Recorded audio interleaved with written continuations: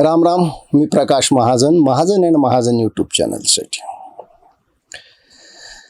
आज मला काही स्वतःचे अनुभव प्राण्याच्या बाबतीत आलेत ते तुम्हाला सांगावे अशी माझी इच्छा आहे. लहानपणापासून कुत्रा पाळण्याचा मला खूप नाद होता. अलीकडे एक 2-4 वर्षात मी सोडून दिला, कारण कुत्र्याला स्वतः लक्ष द्यावं लागतं. म्हणजे ऐपत नसताना सुद्धा भारीतले जर्मन शेफर्ड मी आणले, पाळले. कारण कुत्रा मला खूप आवडतो. बऱ्याच जणांना कुत्रा आवडतो, कारण कुत्रा हा अत्यंत प्रामाणिक असतो.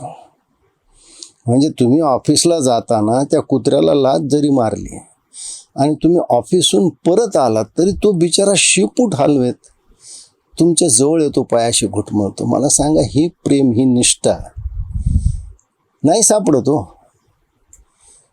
तुम्ही नातवाला चॉकलेट नाही दाखवलं किंवा मुलांना चॉकलेट नाही दाखवलं तर ते खुश नाही होत, त्यांच्या चेहऱ्यावर आनंद येत नाही.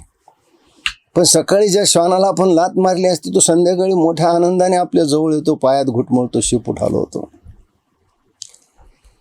तसंच मी घोडा सुद्धा सांभाळला. त्याला तर मी एवढं शिकवलं की त्याला लगाम न घालता मी जिकडं जाईल तिकडं तो यायचा.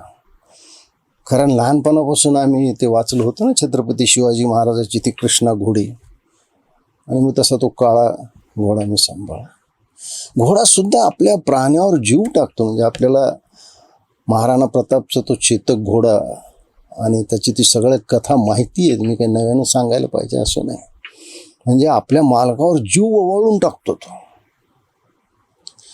असे प्राणी येते. हत्तीसुद्धा, त्याची स्मरणशक्ती तर माणसापेक्षा सुद्धा चांगली असते. आपल्या उपकार केलेल्या माणसाला तो वर्षानुवर्षे भेटल्यानंतर सुद्धा विसरत नाही.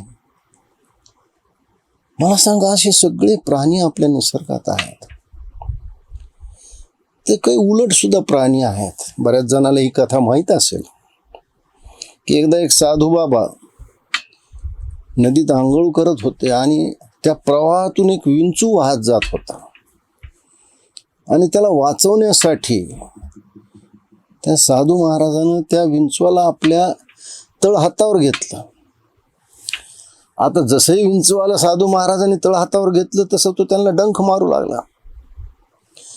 त्याला किनाऱ्यावर आणून सोडेपर्यंत तो 3-4 वेळा साधूच्या तळहाताला डंख मारून झाला. वेदनाने साधूंचा चेहरा अगदी कासावीस झाला.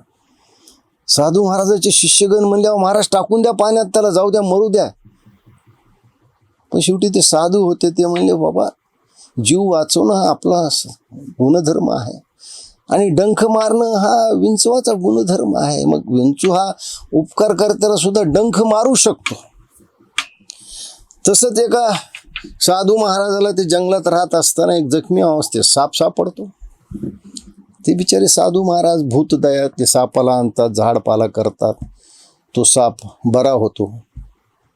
हळूहळू त्यांच्या झोपडीत फिरू लागतो. साधू महाराज त्याला दूध पाजतात.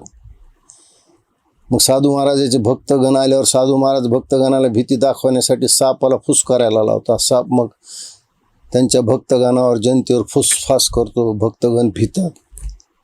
एके दिवशी काय होतं की रात्रीच्या वेळेस चुकून तो सापाचा पेटारा उघडा राहतो आणि झोपेत साधू महाराजाचा हात त्या पेटाऱ्यावर पडतो. लगेच साप डसतो, हा शब्द वापरतो. डसणं हा शब्द त्याला योग्य. तो हे पाहत नाही की या साधू महाराजांनी आपल्याला वाचवलं, आपल्यावर औषधोपचार केला, आपल्याला सांभाळलं. तो लगेच डसतो. आता तुम्ही म्हणाल, प्रकाश महाजन, हे सगळं तर आम्हाला माहिती आहे, तुम्ही का सांगताय आम्हाला, का आमचा वेळ घेताय? तुम्ही एक व्हिडिओ पहा.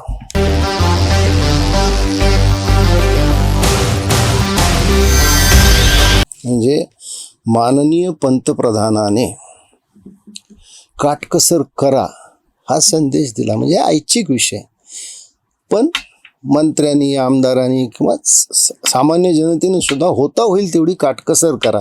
होता होईल तेवढं इंधनावर खर्च कमी करा. त्याच्यावर बवाल करणारे बरेच लोक आहेत. एका राज्यकर्त्यानं काय सांगितलं, मोठा महाराष्ट्रातला स्वतःला नाव आलेला राज्यकर्ता समजतो, की म्हणले, इतके दिवस तुम्ही लाखो रुपये ग्राहकाचे म्हणजे जनतेचे घेतले, म्हणले कच्च्या तेलाचे भाव कमी असताना सुद्धा, आता ते एवढे मोठे राजकीय नेते आहेत, स्वतःला समजतात, त्यांना मी काय समजून सांगावं? अहो, काँग्रेसच्या काळामध्ये भाववाढ केली नाही, पण काँग्रेसनं जे पेट्रोलचे बॉन्ड काढले होते, ऑइल बॉन्ड काढले होते, ते ऑइल बॉन्ड मॅच्युअर झाले 2023-24ला आणि ते या सरकारला फेडावे लागले. म्हणजे ऑइल बॉन्ड समजा लाखाचे असतील तर या सरकारने 2.25 लाख रुपये व्याजासहित, म्हणजे 2.25 लाख कोटी व्याजासहित फेडले. याच्या सरकारच्या खिशात कुठं पैसा गेला? की कच्च्या तेलाचे भाव कमी असताना तुम्ही आम्हाला भाव का कमी केले नाही का? मोदीच्या खिशात गेला का अमित शहाच्या खिशात गेला? हे त्यांना समजतं, पण विरोध करायचा.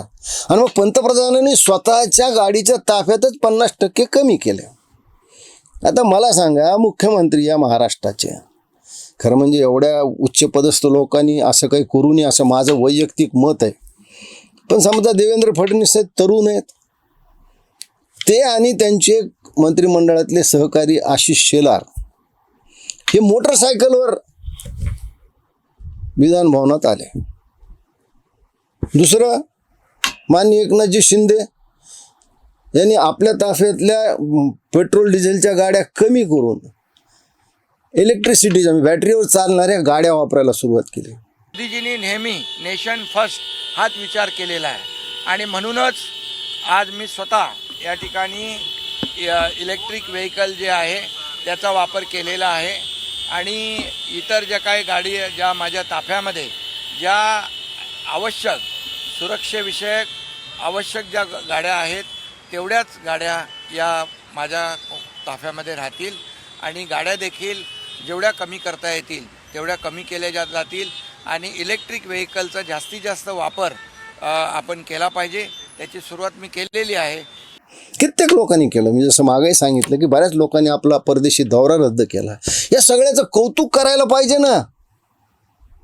खरं म्हणजे मोटरसायकलवर खुद्द मुख्यमंत्री विधान भवनात गेले, ह्याचं कौतुक व्हायला पाहिजे.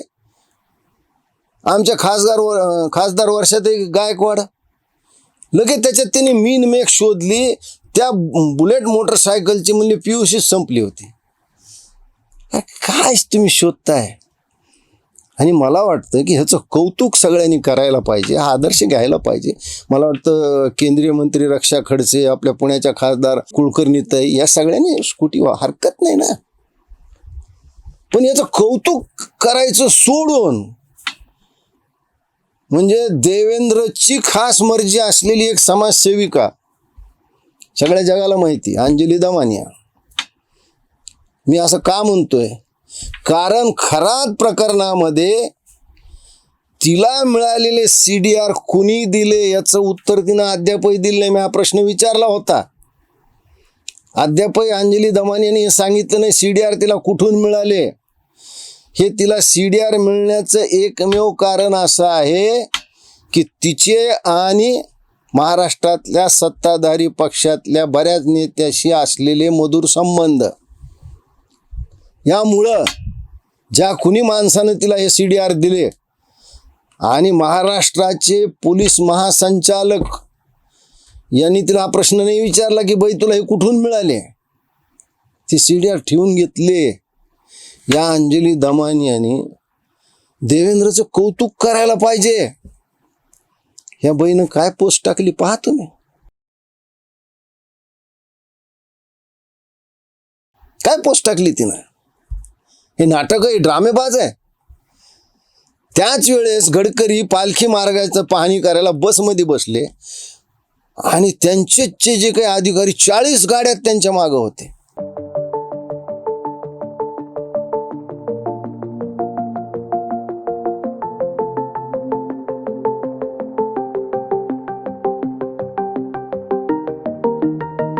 म्हणजे पंतप्रधानाने आव्हान करायचं आणि त्याच्या आव्हानाला हरताळ फासायचं काम यांच्याच पंतप्रधानाच्याच मंत्रिमंडळातल्या ज्येष्ठ सदस्यांनी करायचं. काय गडकरी साहेबाला माहित नसेल त्यांच्या मागे किती गाड्या यायल्या? अरे सरळ एक 50 जणांची बस घ्यायची, त्या 40 गाड्यातले माणसं यायच्यात बसवायचे. पण मागं आपल्या ताफा आला नाही तर आपण वरिष्ठ ज्येष्ठ प्रभावशाली मंत्री कसं हे दाखवण्याची संधी कोण सोडणार? म्हणजे पंतप्रधानाच्या आव्हानाला हरताळ फासली यांनीच.